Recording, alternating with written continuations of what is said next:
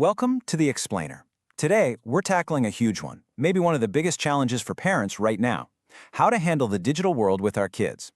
We're going to look at the real science behind why screen time can be such a struggle, and then get into some real, practical strategies to build a healthier, more resilient family. So let's just start with a scene I'm guessing is pretty familiar. You say the words, "Okay, time's up" on the tablet, and poof, any peace and quiet in the house is just gone. It turns into a negotiation, a meltdown, a battle. Why is that transition so incredibly hard? Well, it's because they aren't just watching a show. Look at this. They're often in this deep, almost hypnotic state. If this picture feels a little too real, I promise you are not the only one asking what all this technology is actually doing to our kids' developing brains. And that really gets to the heart of what we're talking about today. This is the modern parenting dilemma. It's brand new territory, and it feels like we were all just handed a map with half the roads missing. The first thing we have to get our heads around is that this isn't about a kid being bad or defiant. It's about biology. We're talking about actual brain chemistry. A child's brain is literally a construction zone, and this fire hose of digital stimulation is a challenge it just wasn't designed to handle. So, to really get a handle on this, we've got to look under the hood. We need to understand what's actually going on inside their heads. What is the real why behind these screen time struggles? Okay, so it really comes down to this one little neurotransmitter, dopamine. People call it the feel-good chemical, but it's more accurate to call it the do-it-again chemical. It's the part of the brain that says, hey, that was awesome. We need more of that right now.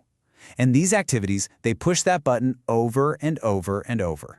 And this is where experts like Dr. Clifford Sussman give us some fantastic advice. It's not about banning screens forever. It's about balance.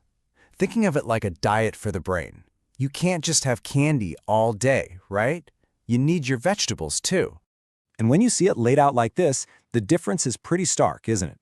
On one side, you have the instant win, high-reward stuff. And on the other, you have activities that build patience, that require focus, that teach delayed gratification. Things like reading a book or building with blocks. These are the things that build the skills they need for life. Now, when that balance gets way out of whack, Dr. Dimitri Christakis warns we can start to see some troubling patterns emerge. He calls them the 4 C's. It starts with craving, that intense need for the screen. Then it becomes a compulsion. Then you see a loss of control over how much they use it, and finally they keep doing it even when there are clear negative consequences, like it's messing up their sleep or their friendships. And that brings us to maybe the biggest consequence of all, sleep, or, the lack of it. As Dr. Eva Telzer says here, sleep isn't a luxury, it's not just downtime, it is essential for literally everything: their brain development, how they do in school, their mood, everything. And screens are a major sleep disruptor. Okay, so that was the why, and I know it can feel a little intense. But here's the good part. Knowing all that is empowering. Now we can get into the how, the practical, real-world strategies we can use to start building that healthier balance. The best news from all the research is that you don't have to be perfect. Just setting rules, any rules, and being consistent about them is massively helpful. Keeping screens out of the bedroom, that's probably the single biggest win you can have for their sleep. And here's the hard one. We have to model it. They see us on our phones, And if you need any more convincing that your rules actually work, just look at this from Dr. Douglas Gentile. Better sleep, better grades, less aggression, it's a direct line. The effort we put into setting these boundaries really pays off. So setting those rules, that's like building a strong fence around the yard. That's one half of the solution. But what about making the garden inside the fence stronger and more resilient? We also have to support their wellness from the inside out to help their bodies and minds cope with all these modern stressors. And this is where we can actually turn to some incredible, time-tested support from nature.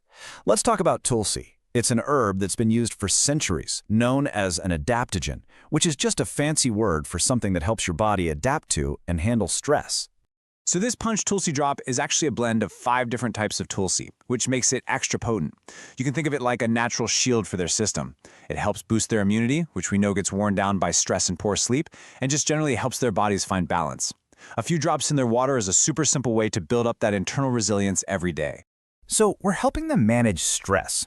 What about fueling their actual growth? I mean, kids are basically building their entire bodies and brains from scratch, right? They need the right raw materials to do that incredible job. And that's exactly what the Healthy Kids Energy Drink is for.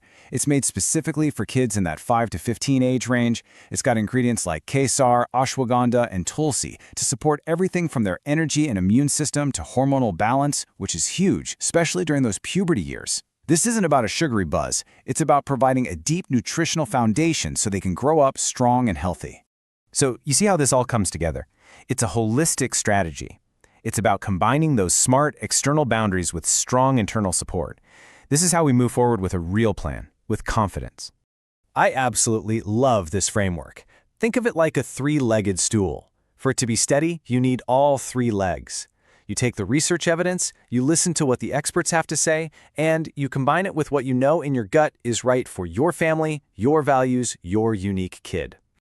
And really, this quote from Dr. Catherine Steiner Adair just brings it all home. At the end of the day, our greatest tool, our superpower, is our connection with our kids. No app, no gadget, no video game can ever replace you. So I want to leave you with this question. It's not about doing a massive, stressful overhaul overnight. It's about taking one small, consistent step. Maybe this week it's making the bedroom a screen-free zone. Or maybe it's starting a daily Tulsi Drop routine.